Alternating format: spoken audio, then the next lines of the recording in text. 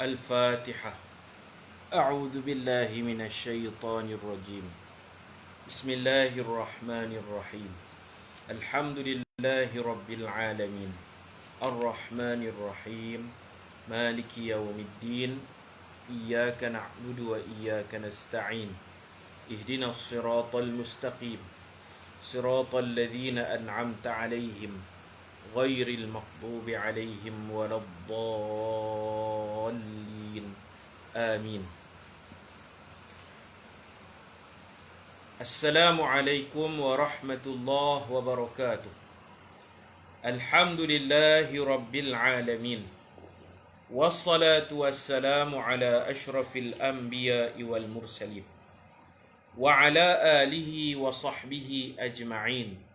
رب اشرح لي صدري ويسر لي أمري واحلل عقدة من لساني يفقه قولي.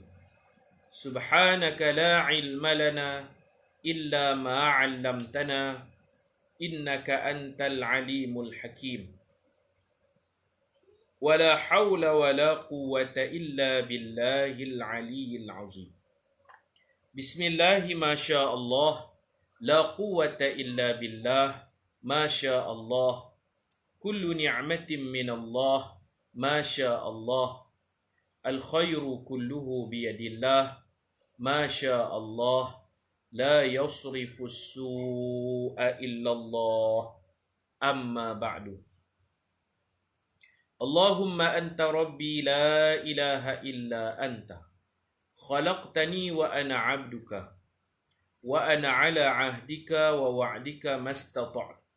أعوذ بك من شر ما صنعت. أبوء لك بنعمتك علي وأبوء بذنبي فاغفر لي فإنه لا يغفر الذنوب إلا أنت.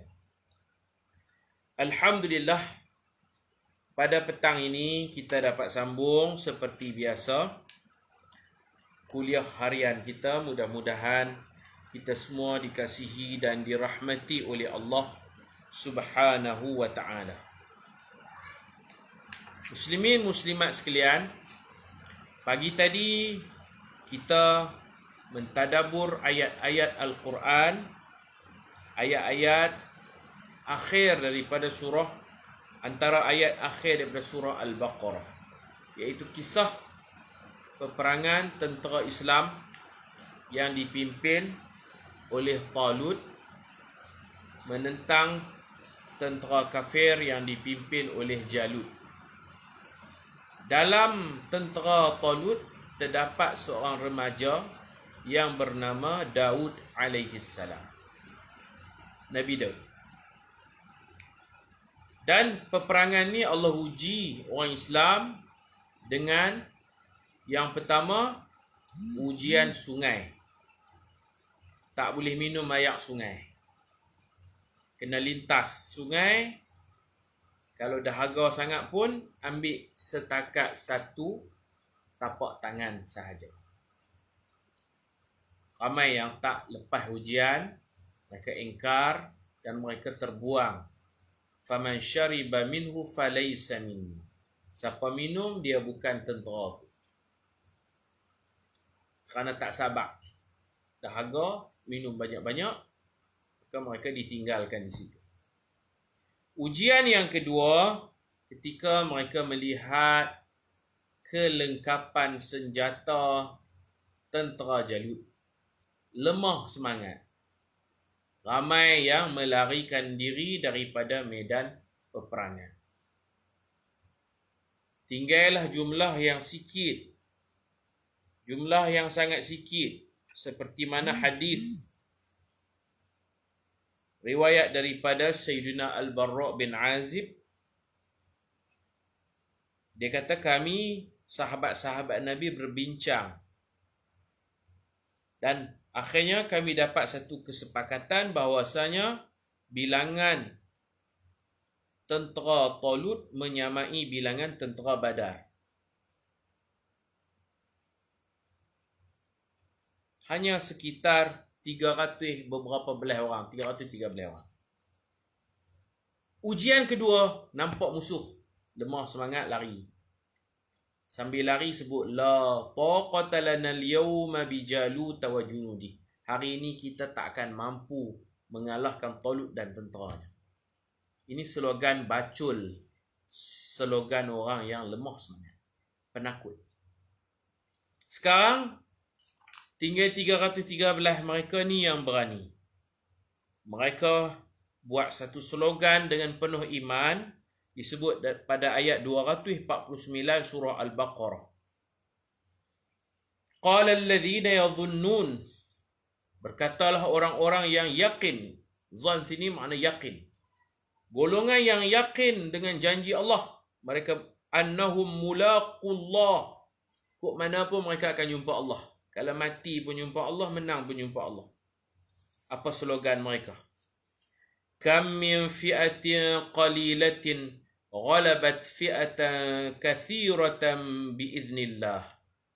Sudah banyak kali kumpulan yang sedikit dapat mengalahkan kumpulan yang ramai dengan izin Allah. Wallahu ma'as sabirin, dan Allah bersama orang-orang yang sabar. Sebenarnya mereka bertembung, berperang.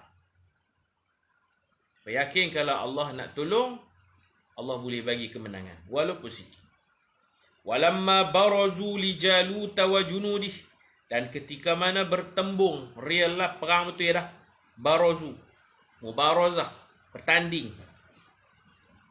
Mereka bertanding, berlawanan dengan tentera Jalut. Mereka berdoa. Allah merakamkan doa orang-orang beriman. Doa Talut, doa Nabi Daud, doa tentera yang beriman 313 itu. Apa doa mereka? Qalu, mereka berdoa, Rabbana, wahai Tuhan kami, afriq alaina sabra. Penuhkan hati kami dengan kesabaran. Isi penuh, afriq alaina. Isi penuh, sabra, kesabaran. Macam kita pergi kedai minyak, kita banyak duit, kita kata buah penuh. Minyak buah penuh. Itu mana afriq. Isi sepenuh-penuhnya kesabaran ke dalam hati kami.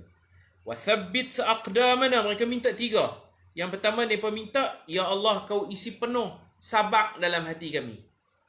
Yang kedua mereka minta, wa thabbit aqdamana, tetapkan kaki-kaki kami. Yang ketiga mereka minta nusrah. Wa surna 'alal qaumil kafirin, berilah kemenangan kepada kami. Tolonglah kami, menangkan kami menentang kaum yang kafir. Kalau kita tengok susunan doa ni, yang pertama Rabbana afriq alaina sabra, mereka dah berjaya. Wahai Tuhan kami, tuangkan ke dalam hati kami sepenuh-penuhnya kesabaran. Isi penuh. Mereka dah berjaya dah. Lintas sungai, mereka tak minum air sungai. Kalau minum pun hanya satu telapak tangan. Mereka dahaga. Mereka diuji dengan sungai.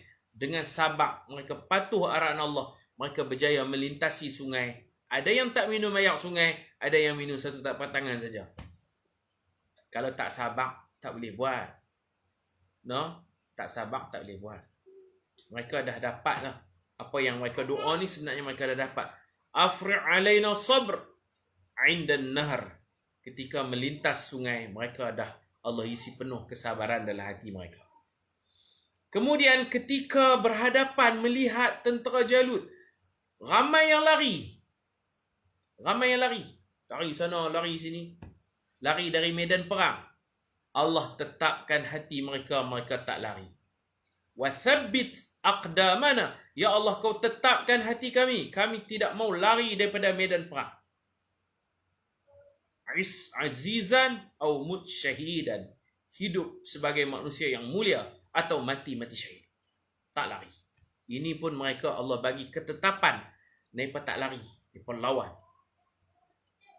Wa thabbit aqdamana. Sekarang mereka minta yang ketiga. Minta menang. Kami dah lintas sungai dengan sabar. Kami tetap kaki kami. Orang lari, kami tak lari. Kami minta yang ketiga, ya Allah. Sekarang kami akan lawan mereka. Wansurna 'alal qaumil kafirin. Ya Allah, kau bagilah nusrah pertolongan, kejayaan, kemenangan. Menangkan kami, wansurna, menangkan kami. Kami sabar di teh sungai. Kami tetap kaki, tak lari daripada medan jihad. Wansurna, ya Allah, kami merayu, bagilah menang alal qaumil kafirin, ke atas kaum yang kafir. Allah bagi menang. Berkat kesabaran dan istiqamah mereka, maka mereka dapat nusrah. As-sabr. Kemudian al-istiqamah, maka natijahnya mereka dapat nasrum minallah wa fathun qarib. Mereka dapat menang. Ini susunan doa yang sangat cantik. Doa yang Allah abadikan di dalam Al-Quran, surah Al-Baqarah ayat 250. Kita pun jadikan ini sebagai doa kita. Rabbana afrigh alaina sabra wa thabbit aqdamana wansurna 'alal qaumil kafirin. Dia ada 3 marahil, 3 marhalah doa tu yang perlu kita faham. Bila kita sabar dengan ujian, tetap pendirian, maka kita akan dapat nusrah, pertolongan, kejayaan daripada Allah Subhanahu. Allah bagi menang. Slogan mereka, kam min fi'atin qalilatin ghalabat fi'atan kathiratan biiznillah, tercapai. Adapun puak-puak yang bacul, yang lari, yang kata la taqata lana al-yawma bijalu, itu jubana, golongan-golongan yang pengecut, yang penakut. Mereka melakukan dosa-dosa besar. Jadi doa ini perlu kita amalkan dalam hidup kita. Kemudian ayat seterusnya 251, Allah cerita fahazamuhum biiznillah, mereka berjaya mengalahkan tentera Talut. Walaupun tentera Talut besar-besar, ramai, senjata yang lengkap, mereka mengalahkan dengan izin Allah. Dan dimasyhurkan, dipopularkan nama Nabi Daud. Selepas tamat perang ni, harum nama Nabi Daud. Allah Ta'ala kata, wa qatala Dawudu Jalut. Dan Daud berjaya membunuh Jalut. Ketua mati, habislah. Ketua pun mati, pengikut-pengikut lemah semangat. Daripada peristiwa inilah orang mula kenal Nabi Daud. Nabi Daud manusia yang tawaduk, merendah diri. Allah angkat dia. Dia tak mau meninggi diri, Allah angkat dia.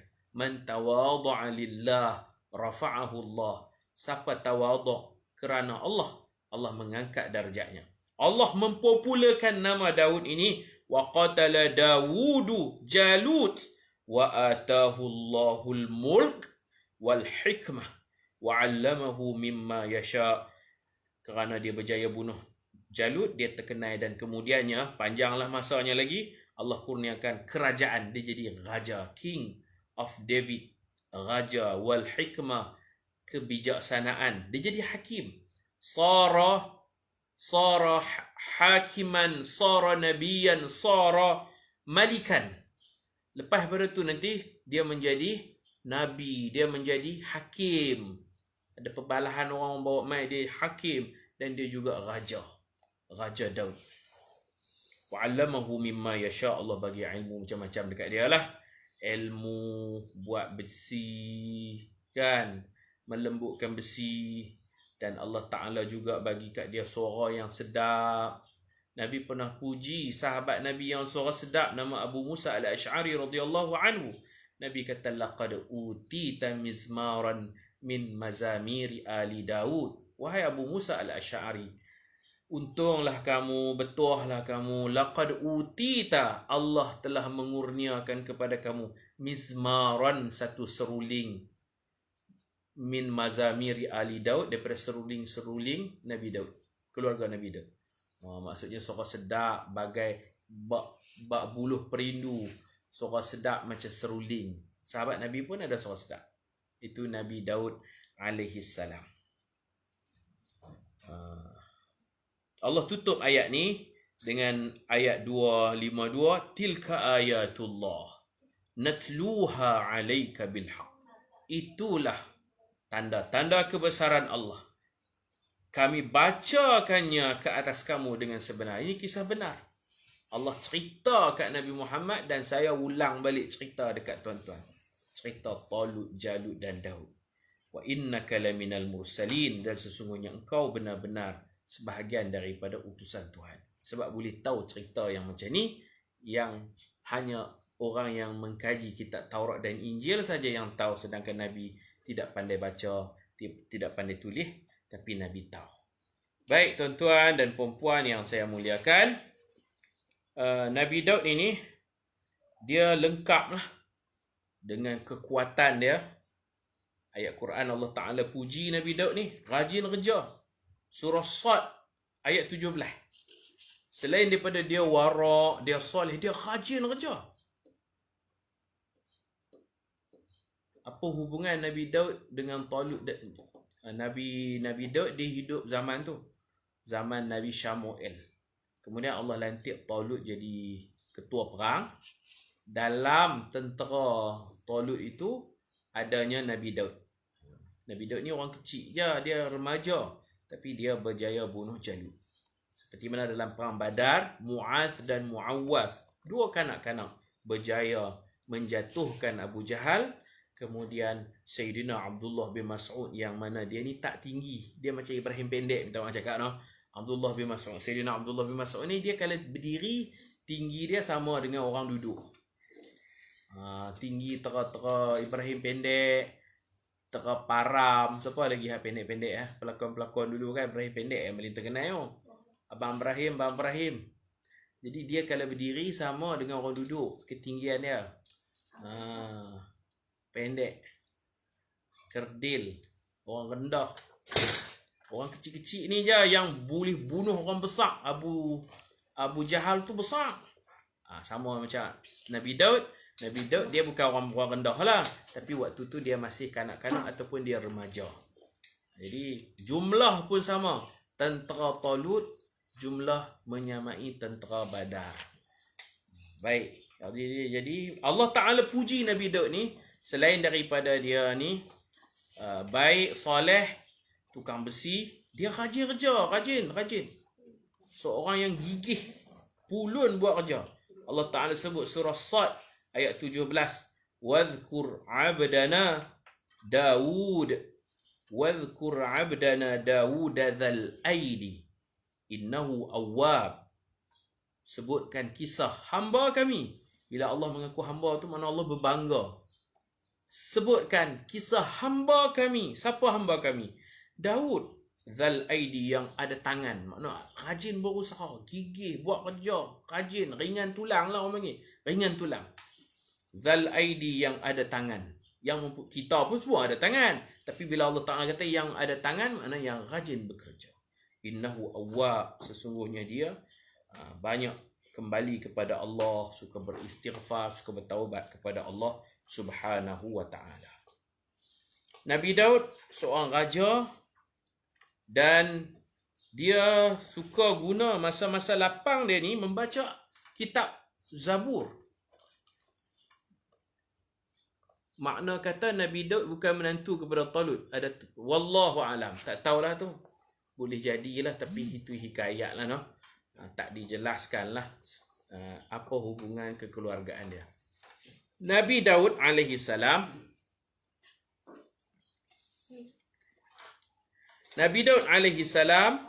dia baca kitab Zabur ni curi-curi masa je. Dalam hadis riwayat Imam Bukhari, Nabi SAW bersabda, khuffifa ala Daud al-Quran. Allah meringankan, Quran sini makna kitab lah, kitab Zabur lah. Allah meringankan kitab Zabur atas lidah Nabi Daud. Masa pendek, tapi dia baca tu khatam. Tu kata berkat tu. Diringankan kitab Zabur atas lidah Nabi Daud. Ringan macam mana? Fakana ya'muru bidawabihi fatusraj. Dia suruh pekerja-pekerja dia siapkan kenderaan. Bila dia nak musafir, dia suruh siap bagi mandi kuda, letak pelana semua, hampa buat bersih-bersih lah. Sambil mereka duk bersih kuda, duk bagi mandi kuda, duk letak barang semua tu, fayaqra'ul Quran, dia membaca kitab Zabur. Disebut Quran tu maknanya dia membaca satu bacaan, iaitu kitab Zabur. Fayaqra'ul Quran, bukan dia baca Quran kita ni, dia baca kitab dia lah. Min qabli an tusraja dawabihi. Belum sempat orang selesai menyiapkan kenderaan, dia dah khatam dah. Kitab Zabur tu macam Quran lah, 30 juzuk. Sempat tu, mungkin dalam setengah jam. Sambil-sambil kalau kita ni basuh kereta, pergi basuh kereta, sementara nak tunggu orang vacuum, tuan-tuan, boleh tak habiskan 30 juzuk Quran? Tuan-tuan buat apa? Pergi basuh kereta, orang duk vacuum, duk ketuk kapet apa semua, tuan-tuan buat apa? Buka handset, tengok WhatsApp, duk kalik. Okey, kereta siap dah. Apa pun kita tak buat, baca Quran tak buat, no? Nabi Daud dia mencuri-curi waktu macam tu untuk dia baca kitab Zabur. Dia baca kitab Zabur dan khatam dekat dia. Dan Nabi puji, wala yakul illa min amali yadi. Nabi Daud tidak makan melainkan dari usaha tangan dia. Dia tak ambil duit kerajaan, dia tak makan gaji. Gaji dia sebagai raja tu dia tak ambil. Dia makan hasil besi yang dia buat tu. Dia juga rajin puasa sunat.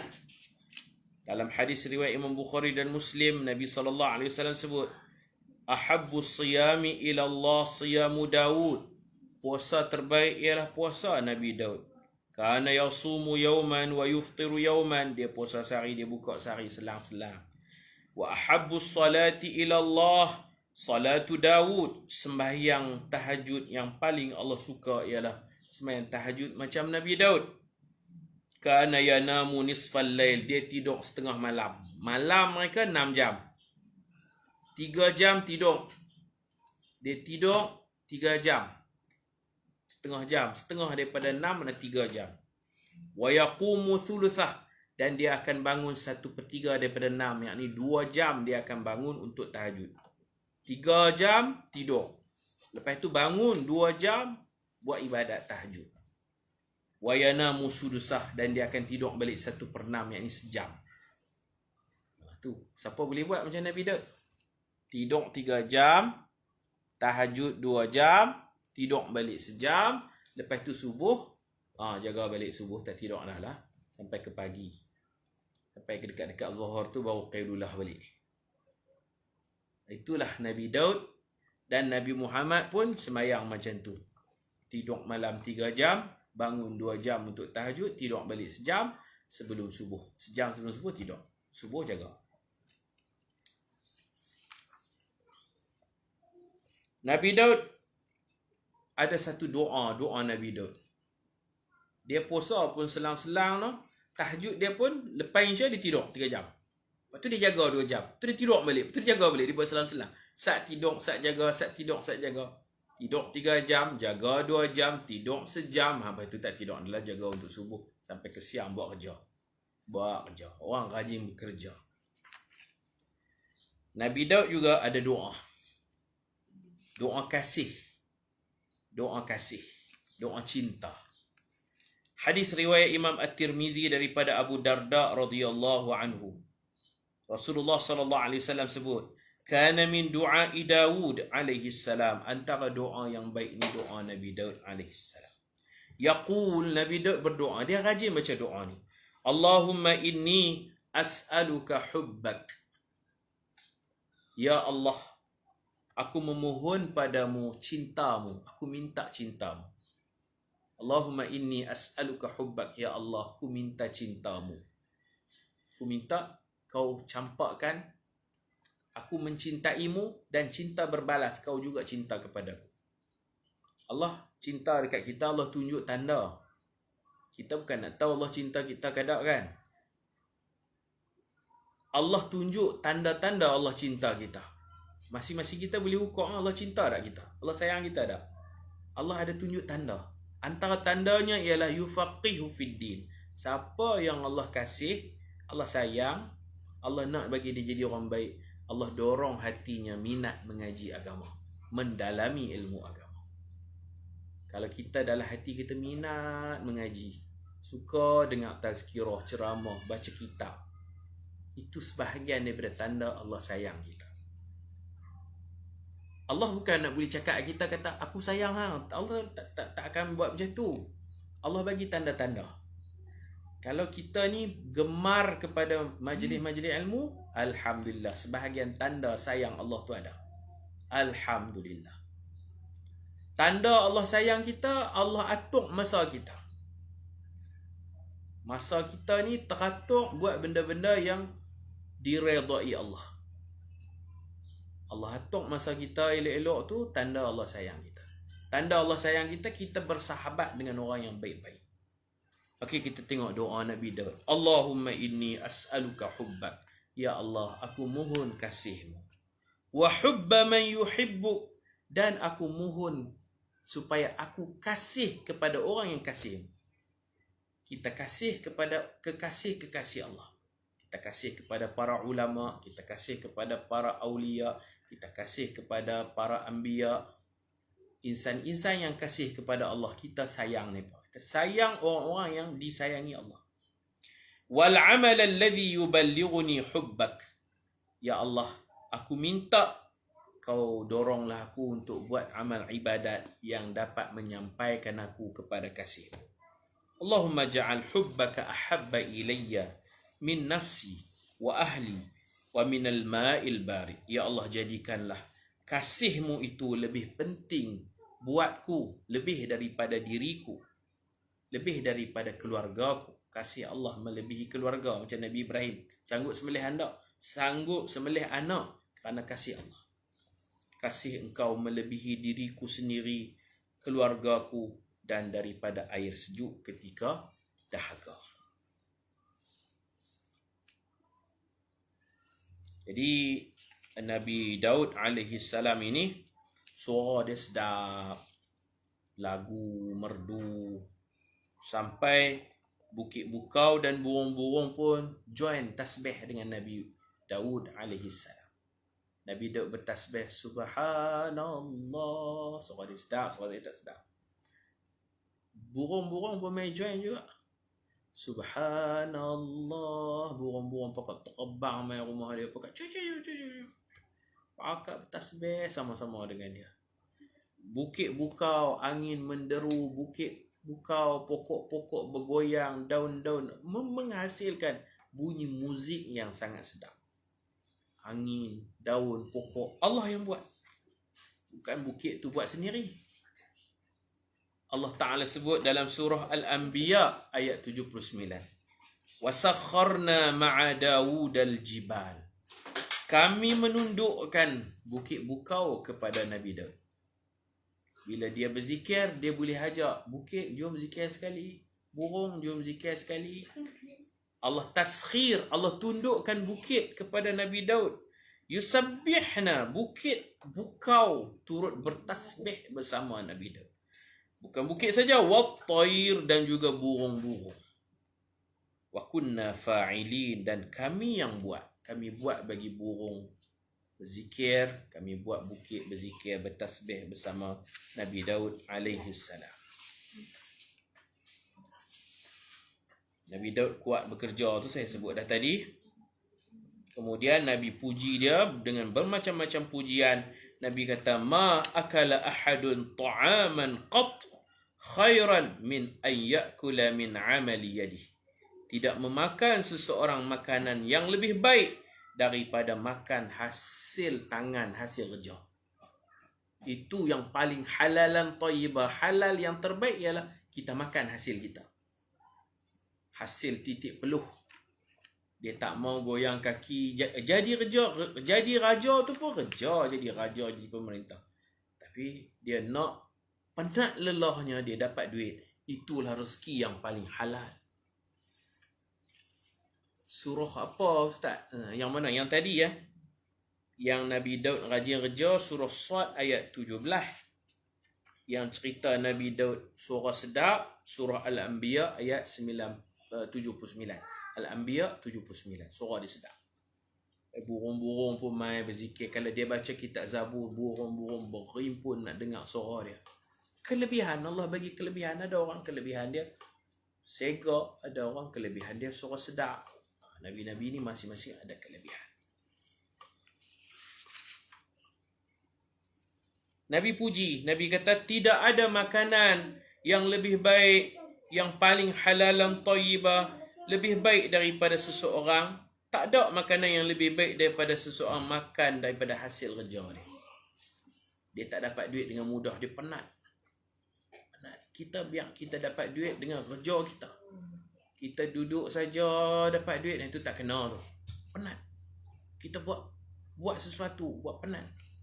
Gigih menghasilkan sesuatu. Dia nak buat baju besi, dia nak buat drill, buat besi. Penat tu. Akhirnya orang bagi upah. Tu. Halal, paling halal. Tukang-tukang ni, tukang kayu, tukang besi, halal. Tukang besi, saya ada kenal tukang besi yang buat elok. Jadi saya suka upah. Buat drill, buat pintu, grill rumah, kan. Biasanya bila kita nak bayar ni, tukang kampung kita nak bayar kan, dia akan kata apa? Terima kasih Ustaz, lebih kurang minta halal. Halal dah tu. Bila kita sepakat harga, dia buat kerja pula elok, kita bagi tu bahasa orang kampung ni kan, Ustaz, lebih kurang minta halal. Tak ada lebih kurang apa, memang halal, dan itulah halal yang terbaik. Sebab penat mau buat kerja.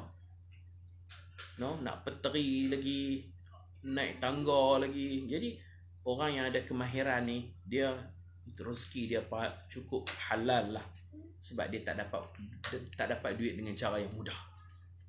Kalau nak dapat mencuri pun teruk juga nak dapat duit dengan cara mencuri.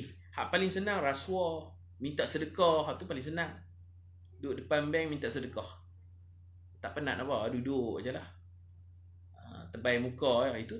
Nak halal mesti kita buat kerja. Buat kerja, penat lelah kita, titik peluh kita, itulah rezeki yang halal. Nabi puji Nabi Daud. Nabi kata, wa inna Nabi Allah Daud alaihi salam, sesungguhnya Nabi Daud alaihi salam, kana ya'kulu min amali yadih, dia makan hasil kerja tangan dia. Dia buat, memang dia patut dapat upah. Penat lelah dia. Begitulah. Jadi banyak dalam ayat Quran Allah Ta'ala sebut tentang wa alanna lahul hadid, kami lembutkan besi di tangannya. Bukan besi lembut tu dia kepok tak. Dia ni lah, dia peteri, kimpalan lah, mengaji lah. Bab kimpalan tu Allah ajar dia. Dan dia buat baju besi yang sangat teliti. Bulatan-bulatannya itqan, cantik. Orang pakai baju besi tak rasa berat, rasa ringan. Tapi senjata tak boleh masuk dalam badan. Jadi dia buat design tu sangat cantik, sangat teliti, halus. Kerja buat dia tu dapat pujian daripada orang ramai, bahkan dapat pujian daripada Nabi Muhammad dan Allah Subhanahu wa taala. Kita berhenti takat ni dulu. Pukul 6 dah, kita berhenti takat ni dulu. Pagi esok kita akan sambung baca kitab ni. Kitab ni kita akan cerita anak dia. Anak dia Nabi Sulaiman alaihi salam. Wa waritha Daud Sulaiman. Nabi Sulaiman ni dia mewarisi dari Nabi Daud. Waris apa? Waris kenabian, waris perjuangan, waris dakwah. Adapun harta, nabi-nabi tidak mewariskan harta kepada anak. Tidak ada faraid antara nabi dan keluarga. Semua harta nabi-nabi dibekukan, dimasukkan ke Baitul Mal untuk maslahat orang Islam. Jadi Nabi Daud ni dia raja. Bila dia mati, tidak difaraidkan hartanya kepada Nabi Sulaiman. Begitu Nabi Sulaiman kan kaya. Kaya tu dia cari Yasin. Bukan dia turun daripada ketepok dia cari Yasin. Nabi Sulaiman antara manusia yang terkaya. Kaya tu bukan mewarisi kekayaan bapa. Nabi-nabi ni, kata Nabi Muhammad, nahnu ma'asyiral anbiya, kami para nabi ni, la narithu dinaran wala dirhaman. Kami tak mewariskan dinar dan dirham untuk isteri, untuk anak cucu kami. Kami tak tinggal. Yang kami tinggal ilmu. Ilmu, siapa-siapa yang dapat ilmu Nabi, maka dia pewaris Nabi. Yang kami tinggal ialah ilmu. Ilmu faraid, ilmu fiqh, ilmu hadis, ilmu tafsir, ilmu yang bermanfaat ni. Hak itulah pusaka Nabi Muhammad tinggal kat kita. Nabi Muhammad ada tinggal tanah. Lepas Nabi Muhammad wafat, Nabi Muhammad ada tanah. ada tanah lah sikit ya di Khaybar kan, tempat Yahudi. Bila Yahudi diusir, maka dibahagi-bahagikan tanah.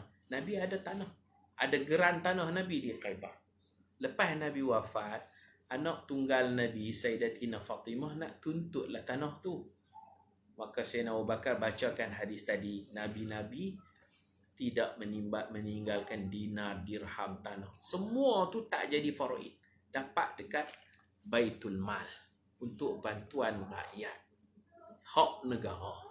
Nabi hanya meninggalkan ilmu. Sebab itulah kita sebut al-ulama warathatul anbiya. Ulama pewaris Nabi. Waris apa? Waris ilmu Nabi. Kita pakat dapat seorang sikit lah. Dapat tahulah sikit-sikit kan. Hadis macam ni, Quran. Ni dia ni ngajak Quran, dia ni ngajak qiraat, ngajak tajwid, ngajak hadis, ngajak fiqah. Dapatlah sebuah sikit pusaka Nabi itu. Itu dinamakan warathah, pewaris-pewaris. Warathatul anbiya, warathah jamak daripada waris. Al-ulama'u warathatul anbiya, ulama pewaris ilmu Nabi yang Nabi tinggalkan. Jadi kita berhenti takat ni dulu. Esok pagi insya-Allah kita baca kitab ni, menyambung cerita anak Nabi Daud, iaitu Nabi Sulaiman alaihi salam. Mudah-mudahan Allah berkati masa kita dapat mengenali orang-orang yang baik. Yang paling baik iaitu Rasul-Rasul, kekasih-kekasih Allah. Allah jadikan kita menjadi kekasih Allah dengan asbab kita sayang kekasih-kekasih Allah. Allah kasih kita insya-Allah. Barakallahu fikum jami'an. Wa sallallahu ala sayyidina Muhammad wa ala alihi wa sahbihi ajma'in. Subhana rabbika rabbil izzati amma yasifun. Wa salamun ala al-mursalin. Walhamdulillahi rabbil alamin.